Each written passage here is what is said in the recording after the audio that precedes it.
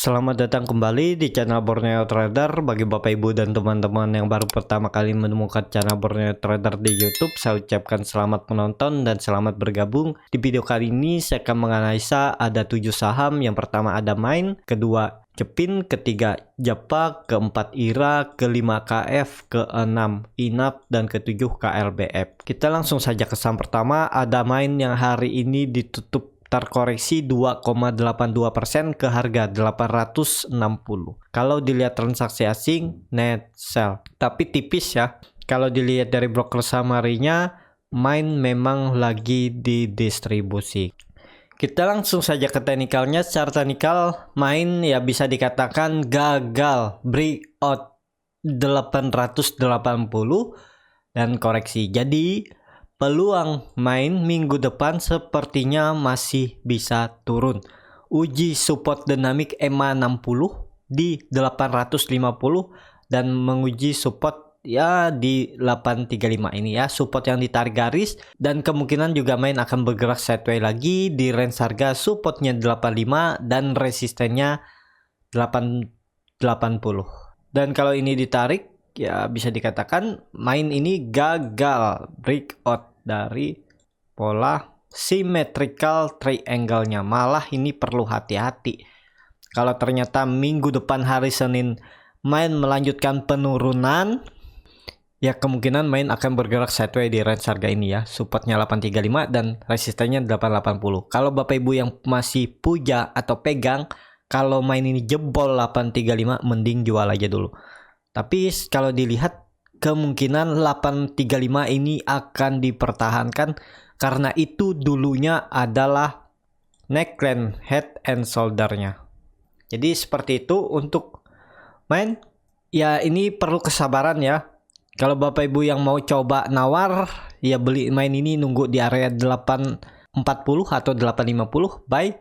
Target profit terdekat 880. Cut loss kalau jebol 835. Indikator MACD masih mengarah ke bawah, masih membentuk dead cross. Bar chart di bawah 0 juga terbentuk. Saat 2 hari koreksi, volume Main juga meningkat walaupun gak signifikan. Jadi sepertinya masih potensi ke bawah. Seperti itu untuk Main. Kita langsung saja ke saham kedua.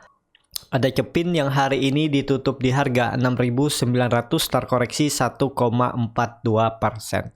Kalau dilihat transaksi asing net buy. Kalau dilihat dari broker summary-nya, Cepin malah didistribusi. Kita langsung saja ke teknikalnya. Secara teknikal, Cepin walaupun ada tarikan dari bawah 6.800, tapi sayangnya tutupnya di bawah resistennya 6.960 ya. Jadi kalau dilihat dengan kondisi seperti ini, kemungkinan Cepin juga turun. Tapi kalau Cepin hari Senin bisa kembali ke atas 7.000 itu bagus.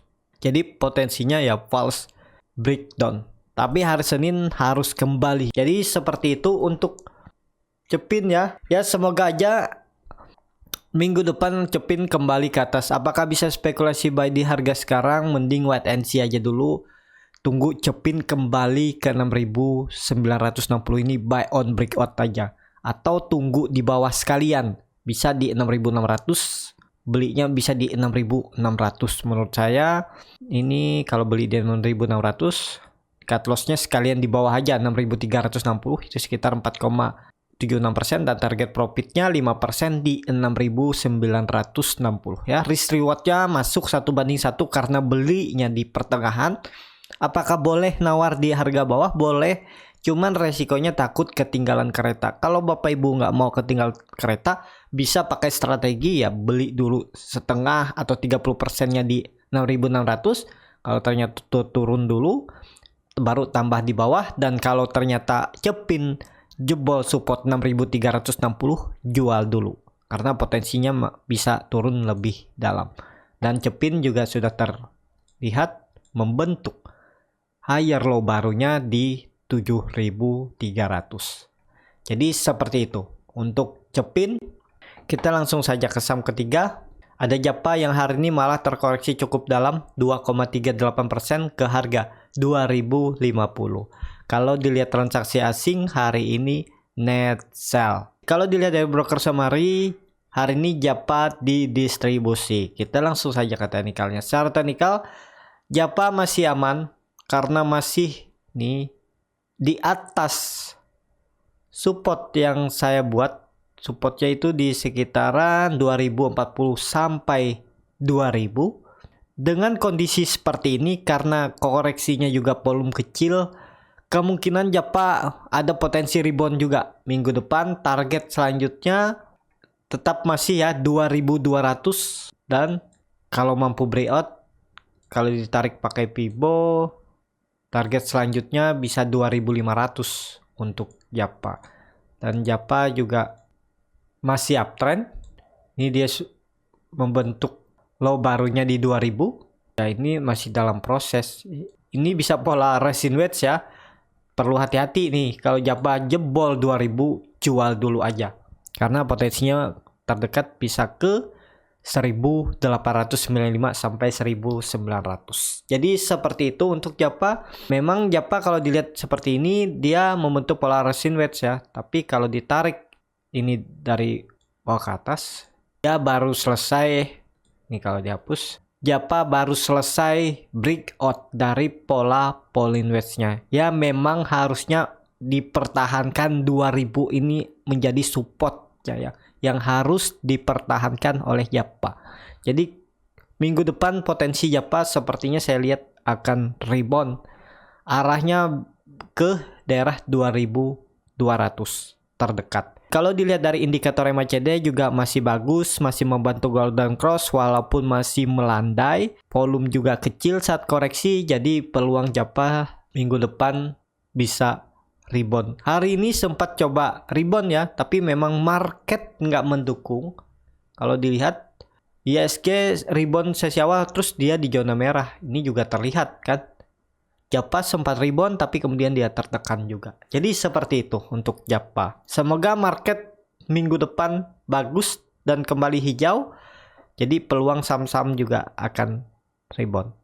Kita langsung saja ke saham keempat. Ada IRA yang hari ini ditutup terkoreksi 0,96% ke harga 1540. Kalau dilihat transaksi asing hari ini net sell. Kalau dilihat dari broker summary-nya, IRA sedikit didistribusi. Kita langsung saja ke teknikalnya. IRA secara teknikal memang bisa dikatakan gagal breakout dari 1600. Sempat breakout 2 hari kemudian dia turun lagi. Jadi potensi arah IRA akan mengarah ke support dinamiknya EMA 200 di 1500. Bagi Bapak Ibu yang baru beli misalnya di 1600 atau di 1650, kalau IRA ini jebol 1500, jual dulu aja. Karena potensi arah IRA bisa turun lebih dalam. Target penurunan bisa menutup gap di 1200 sampai 1150. Jadi seperti itu. Apakah bisa spekulasi buy di harga sekarang? Harga sekarang kalau jebol support cut loss di 1460 itu sekitar 5% dan target profitnya kecil lah. Jadi nawar dulu kalau mau beli IRA ini di area 1500 sampai 1520. Cut loss saja kalau turun dari 1460. Atau beli IRA ini nunggu dia kembali breakout. Jadi bisa juga kalau mau ya buy on breakout untuk IRA.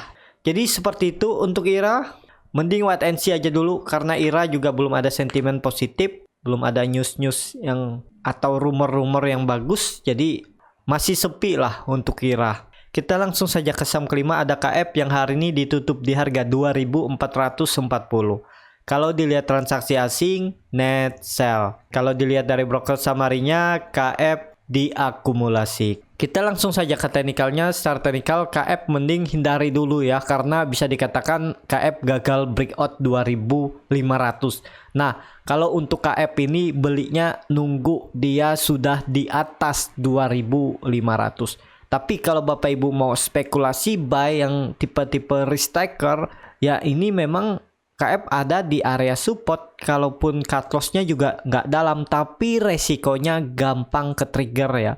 Nih kalau Bapak Ibu mau cut loss di 2340 ya bisa aja spekulasi buy target profit. Karena ini dekat ya, langsung tarik ke atas ini ke resisten terdekat selanjutnya di 2400. nih. Jadi targetnya ke situ. Nah, ini cut loss-nya kan sekitar 4%, target profitnya 6%. Jadi risk reward-nya 1:1,5. Kalau tertarik ya boleh-boleh aja.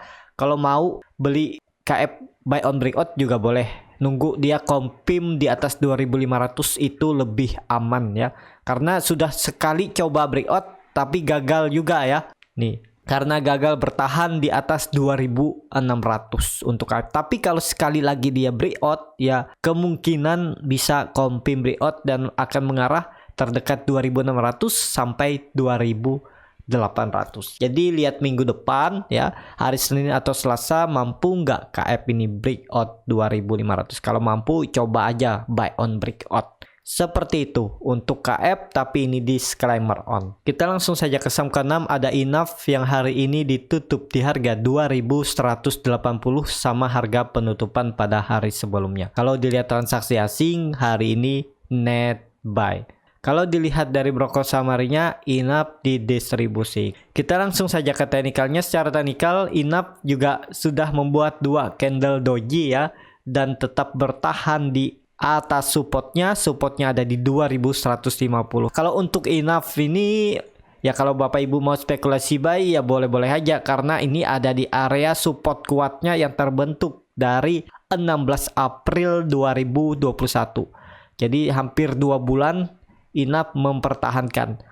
Jadi skenario-nya kalau Bapak Ibu mau spekulasi buy ya jebol 2.150 jual aja, bisa jual di 2.080 atau 2.090 dengan kerugian di 4-5%. Target profit terdekat 2.300 yang sudah diuji dari 26 April namun terus gagal breakout. Itu resisten pertamanya, dan resisten selanjutnya 2.500.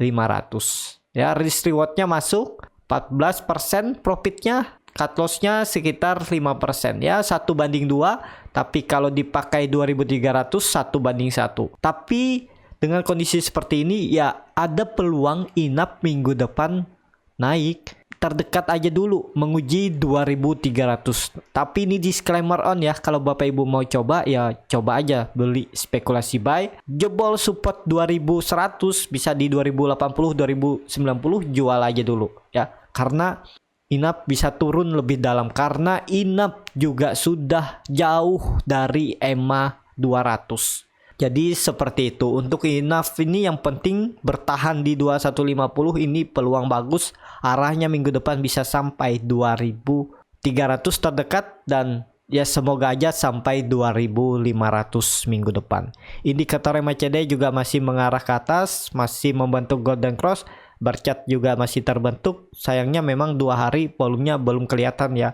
Ya semoga aja minggu depan Enough rebound. Kita langsung saja ke saham terakhir. Ada KLBF yang hari ini naik tipis 0,69% ke harga 1.450. Kalau dilihat transaksi asing net buy. Kalau dilihat dari broker summary-nya, KLBF sedikit didistribusi. Kita langsung saja ke teknikalnya. Secara teknikal KLBF juga masih under value. Sayangnya memang KLBF di bawah EMA 200-nya ya bisa dikatakan masih downtrend. Kalau ditarik ini dari bawah ya, memang 1.500 ini harus di breakout kalau dia mau mengakhiri masa downtrendnya ini ya. Ini dia makin sempit juga ya dari dalam pola Pauline Wedge. Kuncinya 1.520, dan sekarang memang KLBF masih di bawah harga wajarnya, dan juga KLBF masih bergerak di area base-nya. Supportnya 1.435, resistennya 1.480, sempat jebol waktu itu ya di tanggal 27 Mei, jebol 1.435, kemudian dia naik lagi. Ya kalau saya lihat memang 1.435 akan dipertahankan KLBF, dan kemungkinan minggu depan KLBF rebound, karena ini KLBF membentuk pola morning star. Jadi target kenaikan KLBF minggu depan ya terdekat sampai 1.480 sampai 1.500, sekitar 3%. Cut loss-nya kalau jebol 1.435, kalau tutup di bawah 1.420 ya jual dulu. Bisa seperti itu ya. Jadi seperti itu untuk KLBF. KLBF ini memang kalau mau bagus nunggu belinya breakout dari 1520, KLBF mematahkan pola Pauline wedge-nya ini dan akan rally bahkan bisa sampai 1700. Semoga akhir tahun KLBF mengakhiri masa konsolidasinya ini dan breakout dari 1700. Seperti itu untuk KLBF ya, cukup sampai di sini untuk video kali ini. Terima kasih untuk Bapak Ibu dan teman-teman yang sudah menonton video ini sampai habis. Apabila channel Borneo Trader ini bermanfaat dan bisa menjadi bahan pertimbangan Bapak Ibu dalam membeli, menyimpan dan menjual sahamnya, bisa klik tombol berlangganan dan nyalakan lonceng notifikasi. Ada kritik, saran ataupun pertanyaan bisa langsung tinggalkan di kolom komentar.